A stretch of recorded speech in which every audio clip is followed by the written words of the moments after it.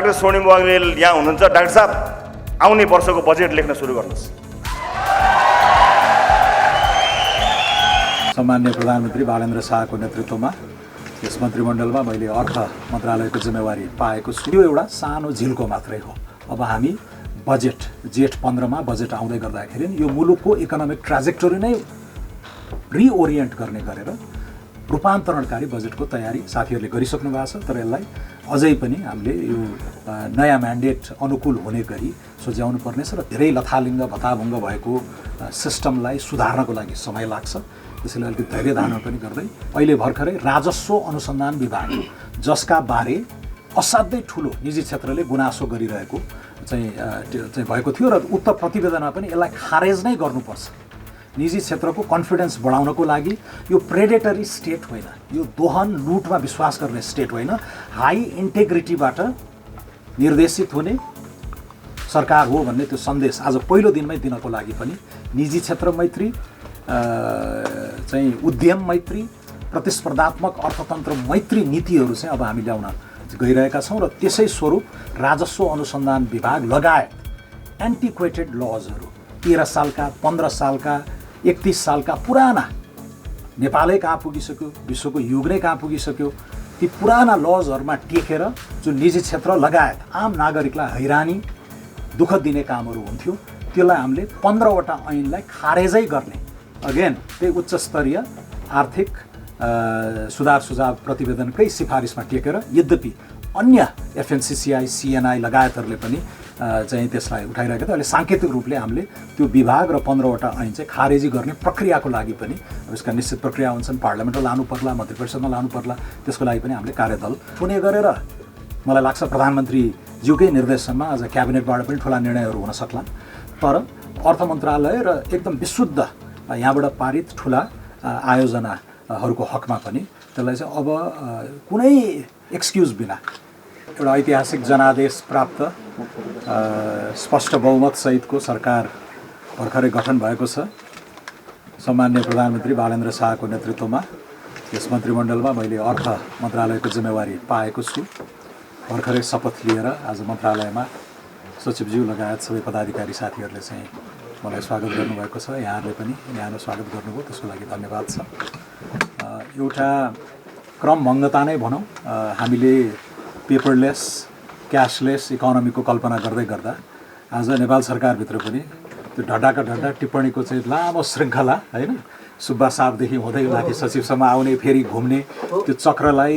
तोड्ने एउटा सानो प्रयास चाहिँ अर्थ मन्त्रालयले यो सुरु गरिसकेको छ। अरू अन्य अप्रुभल प्रोसेसहरू पनि इलेक्ट्रोनिक र डिजिटलाइजेसनको युगमा गइसकेको भन्ने मैले बुझेको छु। अब यसलाई हामीले फैलाएर सम्पूर्ण नेपाल सरकारकै पनि मोडस अपरान्डी यो हुनुपर्छ भन्नेलाई एउटा अनुकरणीय अभ्यास चाहिँ अर्थबाट नै सुरु होस् भन्ने मेरो चाहना पनि हो। र आज चाहिँ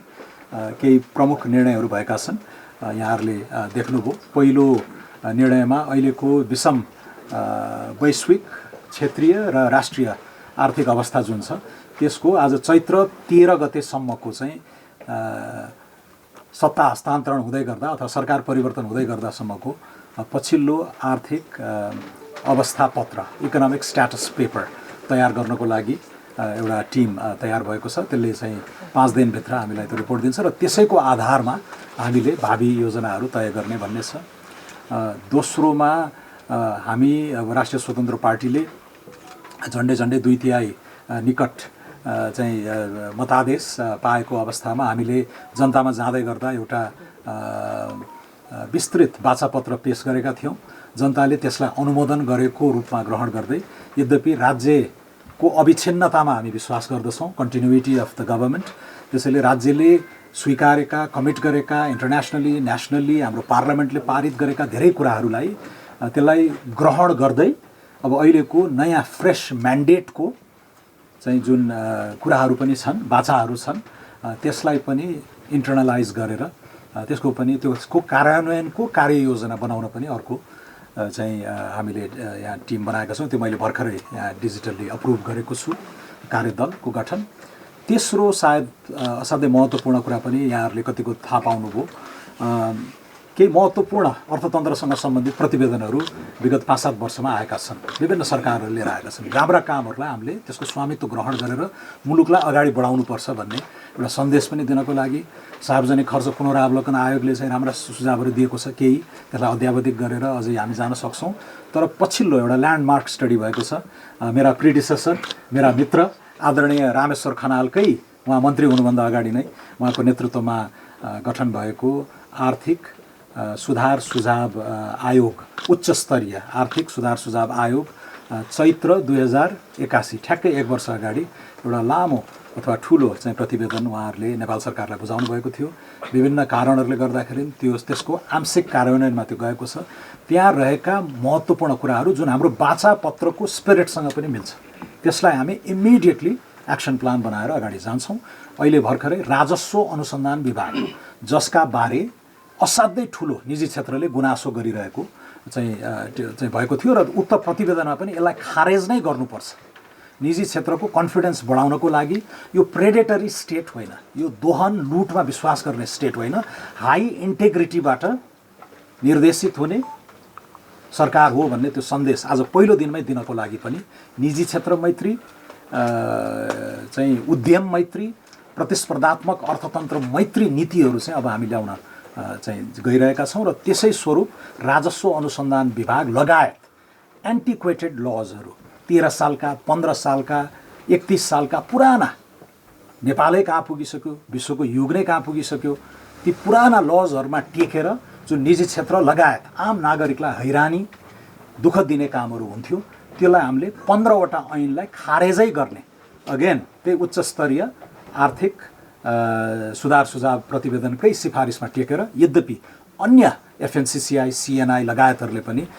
चाहिँ त्यसलाई उठाइरहेका थियो। अहिले साङ्केतिक रूपले हामीले त्यो विभाग र 15वटा ऐन चाहिँ खारेजी गर्ने प्रक्रियाको लागि पनि अब यसका निश्चित प्रक्रिया हुन्छन्, पार्लियामेन्टमा लानु पर्ला, मन्त्री परिषदमा लानु पर्ला, त्यसको लागि पनि हामीले कार्यदललाई स्पेसिफिक स्टेप्सहरू सुझाउनको लागि त्यो गठन गरेका छौँ। तर त्यो एउटा सानो झिल्को मात्रै हो। अब हामी बजेट जेठ 15मा बजेट आउँदै गर्दाखेरि यो मुलुकको इकोनोमिक ट्राजेक्टोरी नै रिओरिएन्ट गर्ने गरेर रूपान्तरणकारी बजेटको तयारी साथीहरूले गरिसक्नु भएको छ। तर यसलाई अझै पनि हामीले यो नयाँ म्यान्डेट अनुकूल हुने गरी सुझाउनु पर्नेछ र त्यसमा चाहिँ अन्य धेरै रेगुलेसन्सहरू, धेरै रुल्सहरू, तजबिजी अधिकारहरूलाई पनि कन्स्ट्रेन गर्नुपर्ने हुन्छ र त्यसको काम चाहिँ अब हाम्रो कानुनी सुधारको छुट्टै रोडम्याप नै बनाएर हामी अगाडि जान्छौँ। यो सँगसँगै निजी उद्यम व्यवसायको सुरक्षा,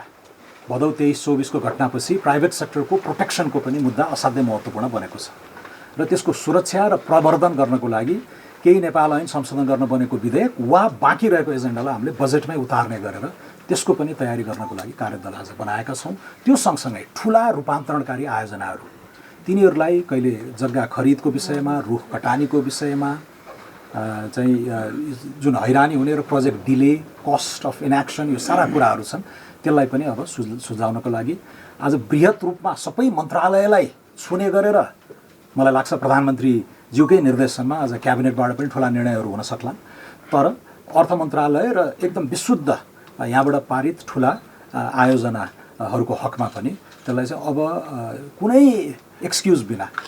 ठुला गुणस्तरीय आयोजनाहरू, पूर्वाधारका आयोजनाहरू, सडक होला, जलविद्युत होला, पोर्ट्सहरू होलान् इत्यादिमा अब बिना एक्सक्युज फटाफट काम हुनुपर्छ र त्यसको प्रतिफल सुनिश्चित गर्ने गरेर नेपाली जनताले त्यसको लाभ लिन पाउनुपर्छ भन्ने स्पिरिटबाट त्यो ठुला विकास आयोजनाहरूको सहजीकरणको लागि पनि एकदमै चाहिँ हामीले त्यो प्रोजेक्ट फेसिलिटेट गर्ने गरेर नयाँ ऐनहरू पनि ल्याउने गरेर चाहिँ आज त्यसको पनि तयारी भएको छ। समग्रमा साथीहरू म टुङ्ग्याउँदै गर्दा अब अहिले मिडल इस्टमा वार नै भइरहेको छ। रेमिटेन्समा आश्रित हाम्रो अर्थतन्त्र यो लम्बिँदै गयो भने यसका अल्पकालीन, मध्यकालीन, दीर्घकालीन असरहरू हामी कहाँ हामी भोग्दै जान्छौँ। तेलको मूल्य, पेट्रोलियम पदार्थ, मल इत्यादिको कुराहरूमा पनि हामीले एकदमै सूक्ष्म ढङ्गले विश्लेषण गरिरहेका छौँ। त्यस सम्बन्धी पनि हामीले छुट्टै अध्ययन नै गरेर अन्तर्निकायहरू, अन्तरसरकारी चाहिँ समिति नै बनाएर एउटा रणनीति चाहिँ बनाउनु पर्नेछ। त्यो सँगसँगै अहिले मुलुककै बाह्य चुनौतीहरू सँगसँगै आन्तरिक चुनौतीहरू पनि छन्, जस्तो इकोनोमिक ग्रोथ, जबलेसनेस, एउटा स्ट्याग्नेसनको जुन चाहिँ शिथिलता अर्थतन्त्रको शिथिलता छ त्यसलाई कसरी जम्प स्टार्ट गर्ने भन्ने कुरामा केही कुराहरू एकदम अनुकूल पनि छन् हैन रिजर्भ्सहरू एकदम राम्रो छ एक्सटर्नल सकहरूलाई वेदर गर्न सक्ने हाम्रो बफर पनि बनेको छ इत्यादि तर राजस्वकै पनि अलिकति चुनौतीपूर्ण अवस्थामा हामी छौँ उठेको राजस्व पनि खर्च गर्न नसकिरहेको अवस्था छ त्यसैले राजस्व र खर्चको चाहिँ खडेरी छ बैंकहरूमा डिपोजिट एकदम बढिरहेको छ त्यसको प्राइभेट सेक्टरले त्यो क्रेडिट अपटेक गर्न नसकेर हैन चाहिँ त्यसमा पनि मिसम्याचहरू देखिराखेको छ भनेपछि आन्तरिक शिथिलतालाई पनि हामीले चिर्नुपर्ने छ सो पहिलो भनेको तुरुन्तै तत्कालै सम्बोधन गर्नुपर्ने विषयहरू बाह्य चुनौतीहरू आन्तरिक चुनौतीहरू भए दोस्रो नेपालको इकोनोमिक ग्रोथ जब्स रोजगारी लगानीको माहौल उद्यमशीलता एन्टरप्रेन्योरशिप इत्यादि सबैलाई समेटेर त्यो रूपान्तरणकारी बजेटको तयारी हैन इकोनोमिक पोलिसी त्यो हामीले गर्नुपर्नेछ र त्यसमा हाम्रो अर्थ मन्त्रालयको नेतृत्वमा अब सबै नेपाल सरकारलाई नै हामीले सोझ्याएर त्यतातिर लान्छौँ नै अर्को 2 महिना असाध्यै व्यस्त हुने नै छ तेस्रो चाहिँ अब यो पिसमिल टुक्रा टुक्रा काम गरेर भएन नेपालमा धेरै सिस्टमिक प्रब्लमहरू छन् अर्थात् प्रणालीगत संरचनात्मक जटिलताहरू समस्याहरू धेरै छन् हैन तपाईको चाहिँ सहकारीको विषय होला माइग्रेन्ट वर्कर्सको विषय होला रियल इस्टेटको समस्या होला यो सबै क्षेत्रगतहरू यो आइसोलेटेड होइन यो सबै झेलिएको छ हाम्रो सोचमा सिस्टम नै हामीले कस्तो बनायो भने अधिक नियमनको हैन ओभर रेगुलेसनको बनाएका छौँ त्यस्तै तजबिजी अधिकारहरू नियन्त्रणमुखी तजबिजी अधिकारहरू डिस्क्रेसनरी पावरहरू हामीले धेरै दिएका छौँ र त्यो अर्थतन्त्रलाई चलायमान गर्नको लागि निजी उद्यमलाई आर्थिक वृद्धि रोजगारीतिर सोझ्याउनको लागि चाहिने इन्सेन्टिभ्सहरू उत्प्रेरणाहरू पनि पर्भर्टेड छन् उल्टिरहेका छन् हैन त्यसलाई पनि हामीले सच्याउनु छ त्यसैले यो सिस्टेमिक कुराहरू इन्सेन्टिभ्सका कुरा ओभर रेगुलेसनका कुरा डिस्क्रेसनरी पावरका कुरा यी सबैलाई चाहिँ हामीले सच्याएर चाहिँ सिस्टम नै सुधार्नुपर्नेछ ग्रे लिस्टका चुनौतीहरू छन् हैन सबै सेक्टरमा चाहिँ केही न केही समस्याहरू तपाईँहरूले देखिराख्नु भएको छ अघि मैले उल्लेख गरेका नाम लिएका प्रतिवेदनहरूको पनि ती मुठाहरूमा पनि यी समस्याको चाङ रहेका छन् अब चाहिँ हामीले समाधान दिनुपर्छ र नेपाली जनताले त्यो समाधान निकाल्न सक्ने गरी एउटा निर्णायक हैसियत सहित यो सरकार बनाएका छन् त्यसलाई सम्बोधन गर्नको लागि त्यसलाई न्याय गर्नको लागि चाहिँ यो सरकार गठन भएको छ यो पुरानै चाहिँ संस्कृति पुरानै प्रवृत्ति पुरानै संस्कारको निरन्तरतामा हामी केही न केही ब्रेक लगाउनको लागि इमानदार प्रयास गर्नेछौँ र यसको अब यो धेरै लथालिङ्ग भताभुङ्ग भएको सिस्टमलाई सुधार्नको लागि समय लाग्छ त्यसैले अलिकति धैर्य धारण पनि गर्दै अब आज हाम्रो क्याबिनेट पनि बस्ला र सुशासनको विषयमा आर्थिक सुधारहरूको विषयमा र गुणस्तरीय पूर्वाधारहरूको विषयमा हाम्रो असाध्यै अर्जेन्ट प्रायोरिटाइजेसन प्राथमिकरण सहित हामी अगाडि जान्छौँ त्यो सबैलाई एउटा टेकोको रूपमा हाम्रो अन्तर्राष्ट्रिय साख प्रवासी मुद्दाहरू त्यसमा पनि हाम्रो चाहिँ एकदमै ध्यान जान्छ र त्यो सँगसँगै सामाजिक सौहार्दता यो नेपालको क्षय भइरहेको सामाजिक पुँजी हैन लाई पनि यो निर्वाचनले विशिष्ट ढङ्गले चिरेको छ त्यसलाई पनि हामी सुदृढ बनाउँदै कन्सोलिडेट गर्दै अगाडि जानुपर्नेछ अन्तमा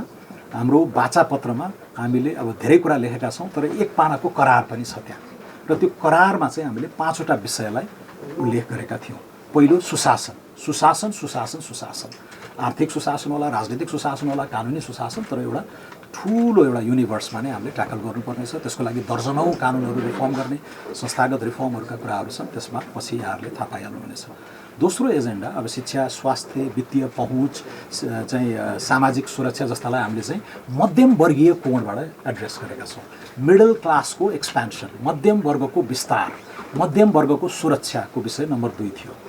3 मा हामीले रोजगारी रोजगारी रोजगारी अर्थतन्त्रलाई चलायमान गरेर तर यस्तो खालको इकोनोमिक ग्रोथको प्याटर्न नआओस् जसले जब चाहिँ क्रिएट नगर्ने जब क्रिएट गर्ने खालको रोजगारी सिर्जना गर्ने खालको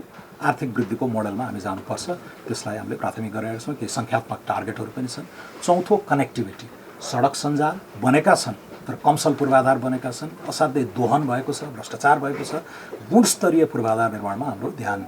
जाने नै छ डिजिटल कनेक्टिभिटी घर घरमा भरपर्दो इन्टरनेट सेवा ऊर्जा कनेक्टिभिटी हवाई सुरक्षित हवाई यातायात लगायत कनेक्टिभिटीको चाहिँ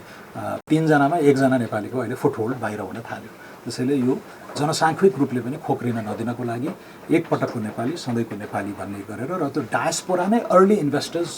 हुन्छन् विश्व चमत्कारिक फड्को मारेका धेरै मुलुकहरूको अभ्यासबाट हामीले के देख्छौँ भने